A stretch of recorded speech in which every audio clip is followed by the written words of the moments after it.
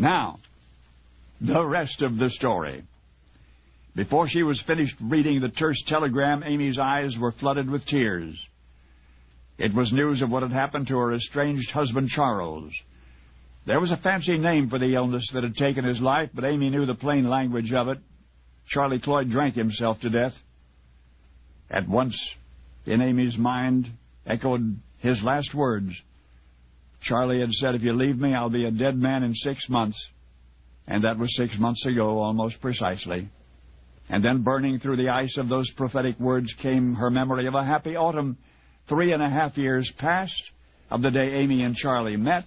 Amy's father, the school board president in Belton, Missouri, had recently hired handsome young Charlie Cloyd. The new teacher had not only been a captain in the Army, but also a full-fledged medical doctor. His brilliant brain had long since absorbed several languages in which he remained conversant.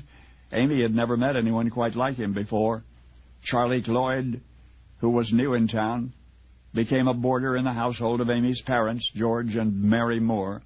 It was through this opportunity to observe him on a daily basis that Amy's father learned the shocking truth. His new teacher, while charming and intelligent, was an alcoholic. Dr. Cloyd was skilled at concealing it, and yet it was a fact nonetheless, a fact learned too late to save George Moore's daughter, who by then had fallen helplessly in love with him. The Moores fought back, forbidding Amy to be in the same room, any room, with Dr. Cloyd, unchaperoned, and soon Amy and Charlie had devised an elaborate and surreptitious method of communication.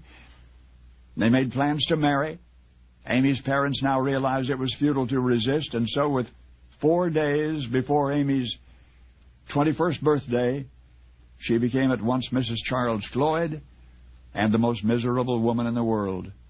In fact, Charlie showed up for the ceremony drunk. Despite Amy's anguish and his own promises to reform, he pretty much stayed drunk for the rest of his life. Amy tried to rescue her husband, often bundling herself in a shawl, setting out in the darkness to retrieve him from some lair, but she was never able to. Along the way, Charlie Cloyd managed to father a child that he was never to see. By the time little Charlene was born, Amy had returned home to her parents in Belton. You have revisited the day she got the telegram saying that Charlie was dead, but the whole world remembers what came of her grief. For once upon a time there was a daring temperance crusader who urged social reform with a prayer and a hatchet, who in the company of a few hymn-singing supporters swept like an avenging angel from town to town, preaching to drunkards and destroying the places where they drank. And as the aggressive temperance movement she founded gained momentum, those caught in the wake of its fury wondered what on earth could have made this woman so upset.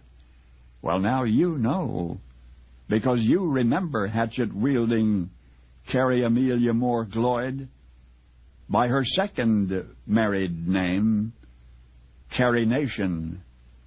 Only now you know the rest.